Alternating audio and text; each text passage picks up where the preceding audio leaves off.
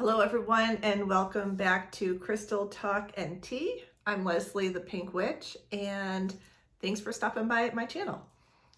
I thought today might be a really great opportunity to talk about using some of those crystals that maybe you have in your collection and specifically using them with a crystal grid.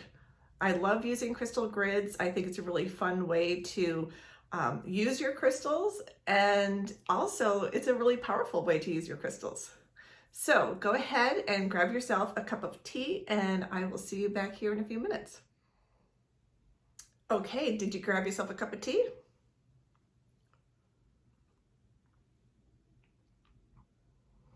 Okay, I'm going to be completely honest. I'm trying a new tea that I've never tried before. It is called it's chaga chai. And while normally I love chai, I thought I would really like this one as well. So this is mushroom, coconut, and spices. And it is from Harney & Sons, which I love their teas. They're really good. This is part of their healthful tea line, so it's better for you.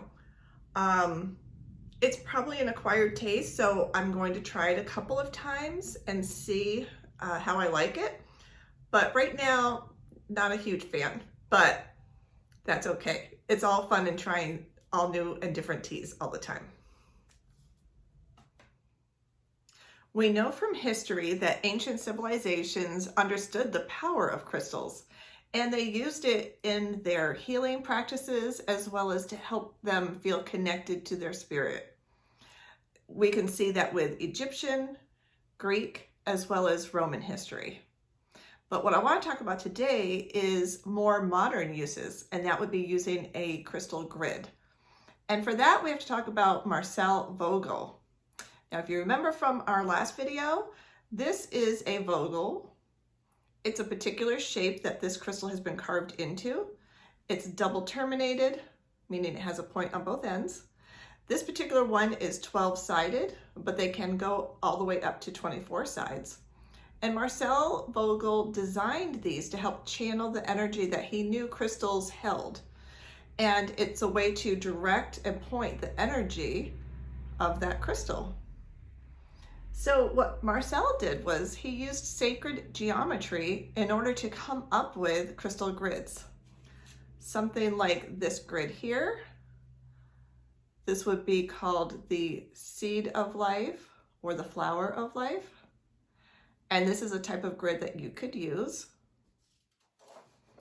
And here is another sacred geometry grid that you could use for your crystals. There are many different types of grids that you could set up. There's chakra grids, and that would help balance and align your chakras. Those are each energy wheel that's within your body. And there are intention grids. So if you have a very specific intention, you could set up a grid. Let's say it's for abundance, and there's certain crystals that you would want to use on that grid. There's even astrological grids, and those would work with the coming full moon or even the eclipse like we had last night. All right, when you're ready to set up your crystal grid, you want to take into account that this grid needs to stay up for at least 21 days all the way to possibly 30 days or more. So pick a spot where you know no one is going to bump into it. There's not going to be children or pets that are curious and possibly knocking it over. So find a spot where it's something you can see and think about every day, but also where it won't get disturbed. After that, you want to do a little research on what crystals are going to work for what it is you're trying to manifest in your life. Once you have figured out where you're going to set up your crystal grid, you want to start thinking about the type of grid that you want to have and what stones are going to resonate with the intention of that grid. But you also want to think about the shape of the crystals. The center stone is going to be a very powerful and important stone, so you want to really think about that. I would highly recommend using a point or you can also use a pyramid. Both of these shapes would be perfect for your center starting point. And smaller points and pyramids can be used on the corners of your grid to help focus that energy in a specific direction. So I like to use something like this. This is a small Lemurian quartz point. I don't know if you can see that really good. And these are great to use on the inside and outer part of your crystal grid. Spheres are another great tool to use within your crystal grid because their energy comes out in all directions. So it's a very powerful shape to use. You could use something really large like this one in the center if you wanted to, instead of using a pyramid or a tower. Or you can use smaller spheres, something like this, and that would be great to use on the corners of your grid as well. Crystal clusters are wonderful to use on your grid because they create a very balanced and harmonious energy that works well with all the other crystals around it.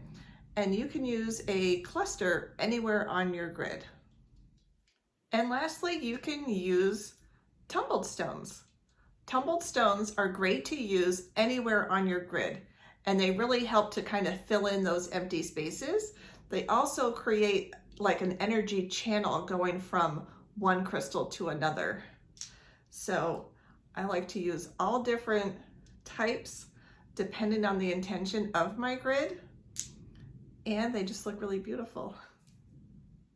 One thing I will say is when you are setting up your grid, some of the points that I've just given you are just a guideline. I like to say that it's your grid. You follow your intuition and you follow what you think intuitively is going to work for your grid. And that's what's going to make it work the best for you because you're putting your energy in, you're putting your intentions into it. All right, so let's get ready to set up a grid now. For me, I like to think in my head a mantra that's going to go with how I'm going to set up my grid and what I want to instill, the type of energy that I want to put into that grid. So today I'm going to think of a grid for abundance. And you have to remember, abundance comes to us in many different ways. So you're asking for abundance in friendship, abundance in love, abundance in health, abundance in monetary things so that you have enough money to pay all of your bills. Set that intention as you're building your crystal grid.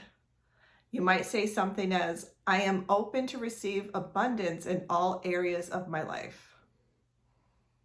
I'm going to start off by putting a citrine point in the center. From there, I am going to add some green aventurine as well as some pyrite.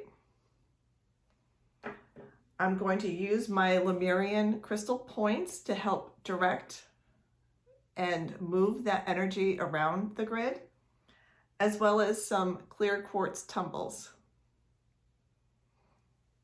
Once you have your grid set up, say your mantra again. I personally like to look at my grid every day and say that mantra every time I see it.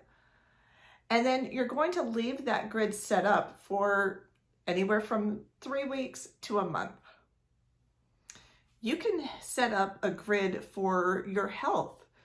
You would use amethyst, bloodstone, carnelian, and some clear quartz. And as you're setting up your grid, you want to think about saying some kind of mantra. Again, using words like, I am grateful for my healthy body, and I will honor my body by taking good care of it. If you wanted to set up a grid for love, you would want to start off with rose quartz as your center. You can also use clear quartz, you can use garnet, and I really like to use little heart-shaped rhodonite. These look really sweet on your love grid, and they actually are really powerful. And remember, you want to use a good mantra. So again, you can say something like, I am surrounded by love and I attract healthy, loving relationships into my life.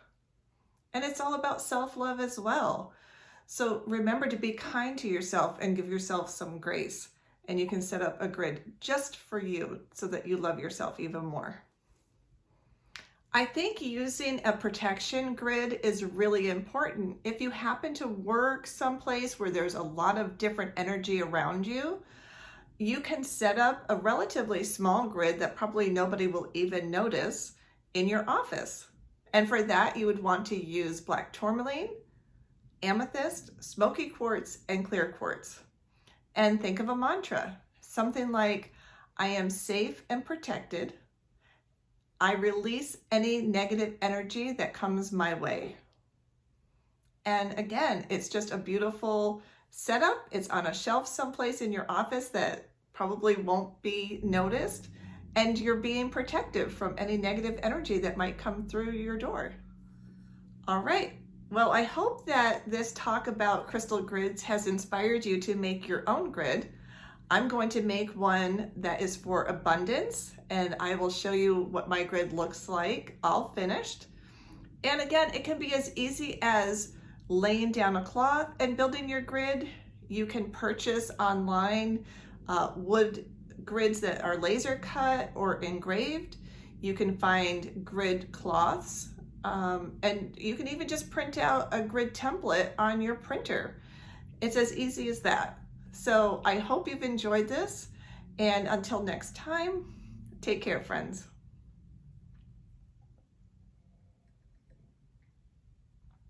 Yeah, still not my favorite.